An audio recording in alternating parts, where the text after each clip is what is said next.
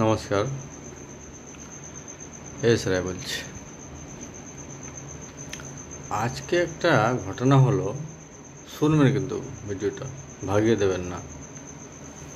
আজকে হলো যে দেখবেন ধোনি লোন বলে একটা অ্যাড আসে, যে ধোনি লোন দেয়, কিংবা কোনো কোম্পানি অ্যাড হবে। তা ধোনি লোন যখন অ্যাপ্লাই করা হলো, প্রথমে বললো কিছু লাগবে না, অ্যাপ্লাই হয়ে গেল। তারপরে বললো 1750 টাকা পাঠান লোন ফিস জমা দেওয়া হলো। তারপরে বললো 6800 টাকা পাঠান। আমি এ তো সারা চিটিংবাজি কারবার হয়ে গেল। এবারে ওই লোনটা 6800 টাকা যখন লাস্টে বললো, মানে ভালো করে শুনবেন, 1750 টাকা দেওয়া হয়ে গেছে, তারপরে বলছে 6800 টাকা পাঠান। তার মানে চিটিংবাজি কেস। তো আমি বললাম যে না, আর 6800 টাকা পাঠাবো না, তো আর লোন লাগবে না আমার। বুঝে গেছে চিটিংবাজি কারবার। তো এবারে 1750 টাকা তো গেল লোনের চক্করে।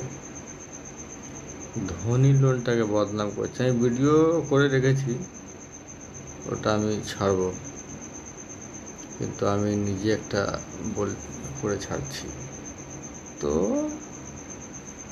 এরকম অনলাইনে যে লোনগুলো করে, যে 5 মিনিটে পেয়ে যাবেন, 10 মিনিটে পেয়ে যাবেন, লোভে পড়ে কিন্তু কেউ এরকম পা দেবেন না, না হলে যা আছে সব শেষ হয়ে যাবে।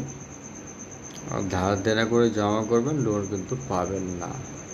ঠিক আছে? নিজে আইডি দিয়েছে, ফটো পাঠিয়েছে, মানে অন্য লোকে, লাস্টের লোন কিন্তু হলো না। 1750 টাকা গেল, কিন্তু ফোনে কথা বলছে। আগে কিরম চিটিংবাজি হতো, ফোন তুলতো না, এখন ফোন তুলছে, কথা বলছে, কিন্তু টাকাটা রিটার্ন করলো না। দয়া করে কেউ অনলাইনে লোনে পা দেবেন না। বলবে 5 মিনিটে পেয়ে যাবেন, 10 মিনিটে পেয়ে যাবেন, কিন্তু আদৌ পাবেন না। ঠিক আছে? তো অনলাইনে সাবধান থাকবেন, সতর্ক থাকবেন, ভালো থাকবেন। Good night.